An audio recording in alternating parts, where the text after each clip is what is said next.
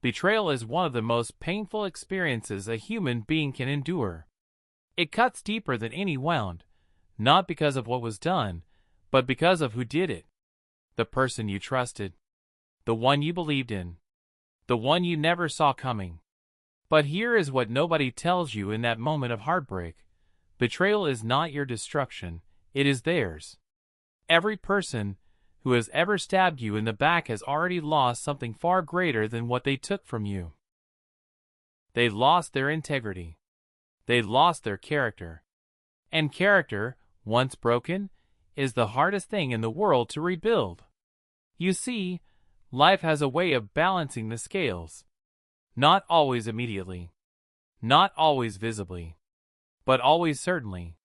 The people who betray others carry that poison within them, and eventually, it consumes them from the inside out. Your job is not to seek revenge. Your job is not to collapse in grief. Your job is to rise. Because the greatest punishment you can give someone who betrayed you is to become so unshakable, so powerful, and so at peace, that their betrayal becomes the best thing that ever happened to you. Betrayal has a way of arriving without warning. One moment you are standing in the middle of trust, comfort, and certainty, and the next, the ground beneath you is completely gone. The shock alone is enough to shake the strongest person to their core. But once the dust begins to settle, once the tears begin to dry, and the noise in your mind grows quiet, something remarkable starts to happen. You begin to see clearly for the very first time. Betrayal is not an accident. It is a revelation. It pulls back the curtain on a reality that was always there, hidden beneath smiles, promises, and carefully chosen words. The person who betrayed you did not suddenly become someone else overnight.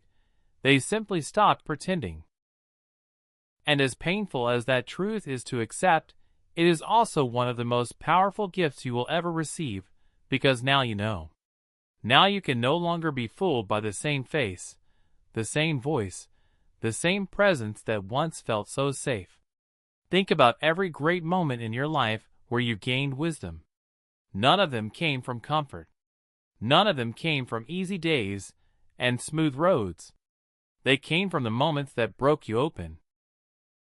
The moments that forced you to look at life with new eyes. Betrayal is no different. It is one of life's most brutal teachers, and like all great teachers, it does not come to destroy you. It comes to show you something you were not yet ready to see on your own. What it reveals about the person who betrayed you is far more important than the act itself. It reveals their capacity for deception. It reveals the limits of their loyalty. It reveals that somewhere deep inside them, fear, insecurity, or selfishness outweighed every promise they ever made to you. You were not dealing with the person you thought you knew. You were dealing with someone running from their own truth, and you simply happened to be standing in their way. And here is what makes this revelation so critical. It protects you. Not just today, not just in this moment of hurt, but for every chapter of your life that is still unwritten. Because the person who has been revealed can never truly hide again. The mask is gone. The illusion is broken. And you, standing in the wreckage of what was, are now equipped with something you did not have before, the truth. Raw, uncomfortable, liberating truth. The most dangerous thing in your life was never an enemy you could see. It was always the one you could not. Betrayal changes that. It forces what was hidden into the light, and once something is in the light, it loses all power over you. You are no longer walking blindly. You are no longer investing your energy, your love, and your loyalty into something built on sand. And while the pain of this moment is real, while it is heavy and it is sharp, underneath it is the quiet beginning of something far greater than what you lost. There is a moment, usually in the darkest hours after betrayal, where the mind turns against itself. You begin to ask the questions that have no clean answers. What did I do wrong? Why was I not enough? Was there something in me that invited this? And the more you ask, the deeper you sink, because you are searching for a reason inside yourself for something that was never about you to begin with.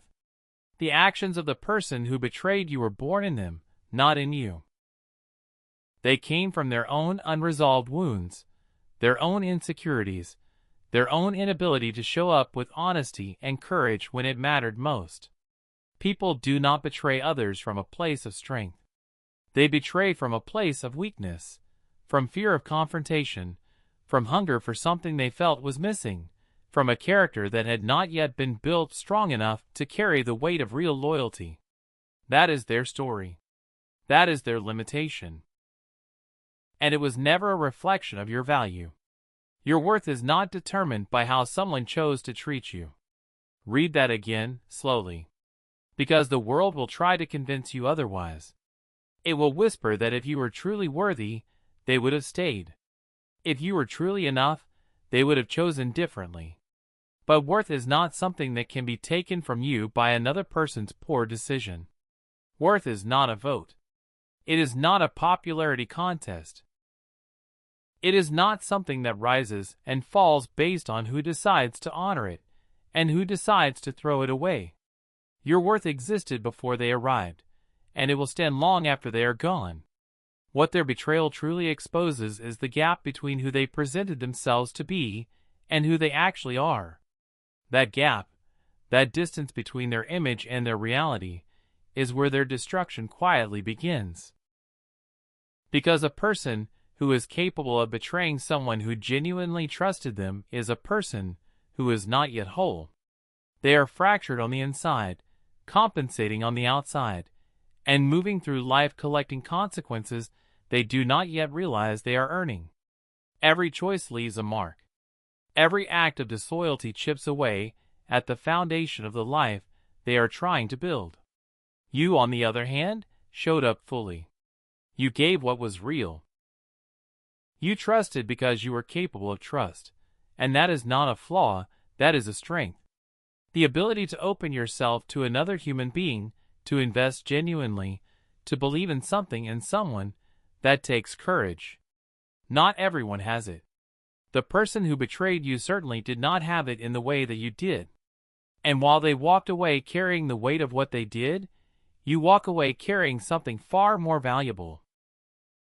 The knowledge that you were real, you were honest, and you gave without reservation. Never shrink yourself to make sense of someone else's inability to appreciate you. Never rewrite your story to cast yourself as the reason for their failure. The narrative that says you were not enough is a lie dressed up in the language of self-reflection, and you must refuse it completely. What happened was not a verdict on your character, it was a confession of theirs. And as you begin to separate their story from yours, as you begin to reclaim the truth of who you are without the shadow of their betrayal defining you, pain has a reputation that it does not deserve. From the time we are young, we are taught to avoid it, silence it, medicate it, and move past it as quickly as possible. We treat it like an enemy that must be defeated rather than a messenger that must be heard. But the people who have lived the most extraordinary lives, the ones who have risen from circumstances that should have broken them completely, all share one common understanding. They did not run from their pain. They walked straight through it, and on the other side, they found a version of themselves they never would have discovered in comfort. Pain is not a sign that something has gone wrong with your life.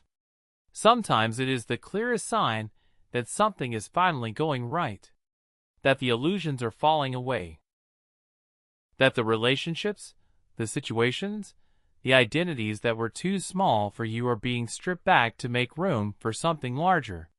When betrayal tears through your life, it does not just take something from you, it also clears space. And that empty space, as terrifying as it feels in the beginning, is not a void. It is potential. It is the raw material of transformation waiting to be shaped by your hands. Think about the moments in history that have produced the most unbreakable human beings. They were not born in luxury. They were not forged in easy seasons. They were created in fire, in loss, in rejection, in betrayal, in circumstances so heavy that the only two options were to collapse or to become.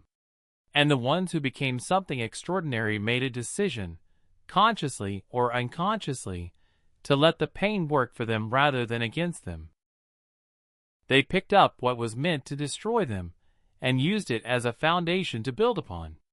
That is not just survival. That is mastery. The danger is not the pain itself. The danger is what you tell yourself about the pain. If you decide that what happened to you is proof that the world is against you, that love is a trap, that trust is foolishness, then the betrayal wins twice. It takes what it already took, and then it takes your future as well. But if you look at that same pain and say, "This happened for me, not to me," everything shifts. The same experience that was meant to be your ending becomes your beginning. The wound becomes the very place where your greatest strength quietly takes root. You do not need to pretend it does not hurt. You do not need to perform strength for the world while you are breaking privately. Real transformation does not ask you to be unfeeling. It asks you to feel everything fully, and then make the conscious choice to keep moving. Grief is part of the process. Anger is part of the process. The sleepless nights, the replaying of moments, the wondering about what could have been, all of it is part of the process.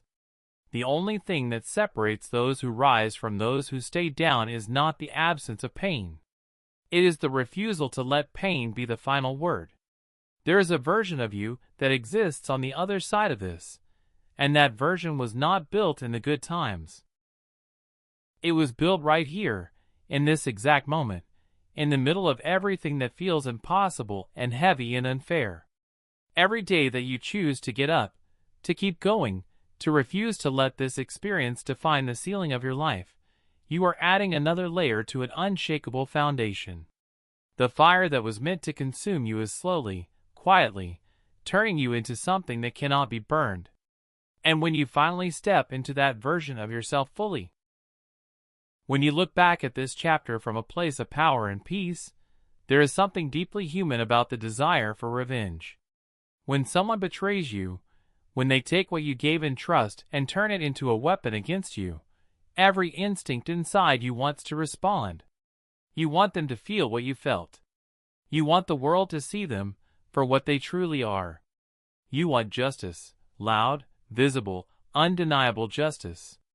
And that desire is not something to be ashamed of. It is honest. It is real.